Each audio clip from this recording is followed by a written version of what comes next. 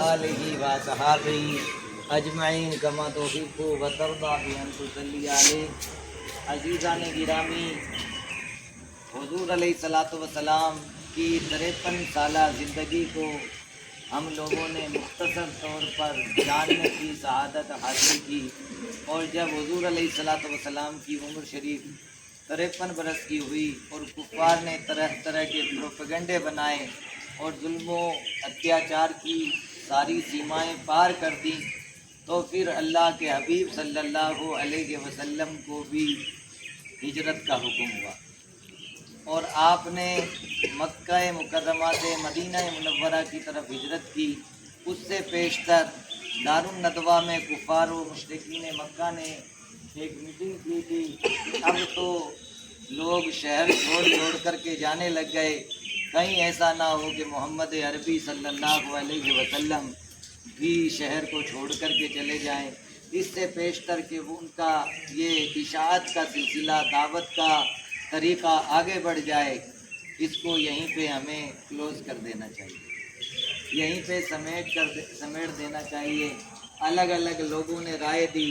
किसी ने कहा कि इसको कोठड़ी में बंद कर दो, बाहर निकलने न पाए। शैतान भी शेख नज़्द की सूरत में उसमें मौजूद था। उसने कहा कि कैसा करोगे तो उसके चाहने वाले लोग यलगार कर देंगे और मजबूरन आपको छोड़ना पड़ेगा। और किसी ने कहा कि उसको शहर बदर कर दो, तो उस पर शैतान ने कहा कि क्या उसकी जहर बयानी को आप लोग नहीं जानते हैं कि जो उसके पास मिलने जाता है वो उसी का होकर के रह जाता है, और जब उसके बोल सुनता है तो फिर वो भी उसी के बोल बोलने लग जाता है। ये हुज़ूर अलैहिस्सलातु वस्सलाम के फजलो कमाल की बात है कि कुफ़ार और मुशरिकीन मक्का भी आपकी ज़हरे गुफ्तार के कायल थे, आपके गुफ्तार के असर पजीर होने के तो का लोहा मानते थे। हुज़ूर हिजरत का जो सफ़र है, इसमें फजलो कमाल मुस्तफ़ी का आईना भी दिखाई देता है, तो जूदो नवाल के चश्मे भी फूटते हुए दिखाई देते हैं, और साथ ही साथ हुस्नो जमाले मुस्तफ़ी का निखार तो अपनी रौनक और बढ़ाता है। देख लीजिए, हिजरत के सफ़र में मौलाए कायनात मौला अली मुश्किल कुशा करमल्लाहु वजहुल करीम रज़ियल्लाहु ताला अन्हु को उस बिस्तर नबूवत पर आराम करने की इजाज़त दी जो उस वक्त मौत का बिस्तर था बज़ाहिर। लेकिन हुज़ूर अलैहिस्सलातु वस्सलाम ने फरमाया कि ए अली, तुम फ़लाँ की अमानतें दे कर के आना और मदीने में मिलना। तो मौलाए कायनात मौला अली मुश्किल कुशा करमल्लाहु वजहुल करीम रज़ियल्लाहु ताला अन्हु फरमाते हैं कि उस रात ऐसा सोया कि जैसे कभी किसी रात सोया ही नहीं। सैयदना अबू बकर सिद्दीक़ रज़ियल्लाहु ताला अन्हु को ये सआदत नसीब हुई कि हुज़ूर अलैहिस्सलातु वस्सलाम के साथ साथ हिजरत के सफ़र पर गए, और फिर आपके बारे नबूवत को गारे सोर तक लेकर के चले। और गारे सोर का रास्ता इंतहाई कठिन और दुश्वार रास्ता है, आसान नहीं है उस पर चढ़ाई, अकेले चढ़ना दुश्वार होता है। मगर अबू बकर सिद्दीक़ रज़ियल्लाहु ताला अन्हु पर हम सब के माँ बाप कुर्बान कि हुज़ूर अलैहिस्सलातु वस्सलाम को अपने कंधे पर सवार करके गारे सोर तक, और गारे सोर के करीब पहुँचने के बाद पहले खुद अंदर गए कि वो कोई मूज़ी जानवर हो या कुछ हो तो पहले उसे साफ़ कर लिया जाए। हज़रत अबू बकर सिद्दीक़ रज़ियल्लाहु ताला अन्हु ने गार को साफ़ किया। मुख्तसर तौर पर ये कि एक सुराख बाकी रहा, आपने अपनी एड़ी मुबारक उस पर रख दी और फिर हुज़ूर अलैहिस्सलातु वस्सलाम को अंदर बुलाया। अंदर गए हुज़ूर अलैहिस्सलातु वस्सलाम, रब की तरफ से अपने नबी की हिफाजत इस तौर पर हुई कि गार के दहाने पर मकड़ी ने जाला तन दिया, कबूतरी ने अंडे दे दिए।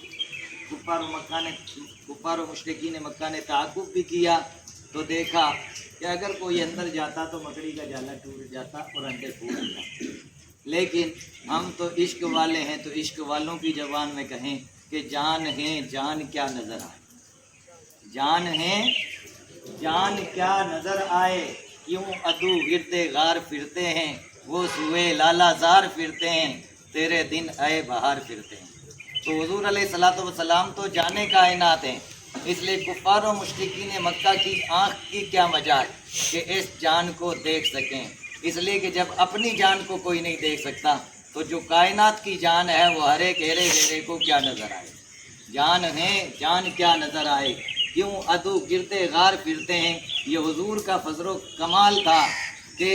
آپ غار کے اندر ہیں تب بھی کفار کی نگاہ ان کو دیکھ نہیں سکتی، اور پھر سراقہ کا تحقق اختیار مصطفی علیہ تعیت و ثنا کی عکاسی کرتا ہوا نظر آتا ہے کہ تعاقب کیا تھا تو حضور علیہ الصلوۃ والسلام نے زمین سے کہا تھا اے زمین سراقہ کو پکڑ، یہاں تک کہ 3 بار یہ کیا گیا، پھر انہوں نے تائب ہوئے اور حضور علیہ الصلوۃ والسلام سے امن کا پروانہ مانگا۔ تو حضور علیہ الصلوۃ والسلام نے صدیق اکبر سے کہا اے ابو بکر ان کو امن کا پروانہ تو دے ہی دیجئے، لیکن ساتھ میں سراقہ سے مخاطب ہو کر کے کہا سراقہ میں تمہارے ہاتھوں میں کسرا کے کنگن دے دوں۔ تو یہ نبی کا اختیار تھا، مالک کونین ہیں گو پاس کچھ رکھتے نہیں، 2 جہاں کی نعمتیں ہیں ان کے خالی ہاتھ میں۔ تو ہجرت کا یہ مبارک سفر اپنے اندر کئی اسباب کو سمیٹے ہوئے ہے، انشاءاللہ مزید اس پر کل بتایا جائے گا۔ تو ہمیں بھی اس سے درس لینا چاہیے کہ ہجرت کا سفر، ہجرت کا معنی میں نے بتایا تھا کہ ترک کر دینا، چھوڑ دینا، تو ہر اس چیز کو حدیث پاک کے مفہوم کے مطابق ہر اس چیز کو چھوڑ دیں جس سے اللہ نے روکا ہے، جس سے اللہ نے منع کیا ہے، تو وہ بھی مہاجر کہلاتا ہے۔ مہاجر کہلانے کے لیے یہ ضروری نہیں ہے کہ آپ ایک جگہ سے اپنا دوسری جگہ بدل لیں، بلکہ اپنے اندر کی برائیوں کو اگر آپ دور کرنے کا عزم مصمم کیے ہوئے ہیں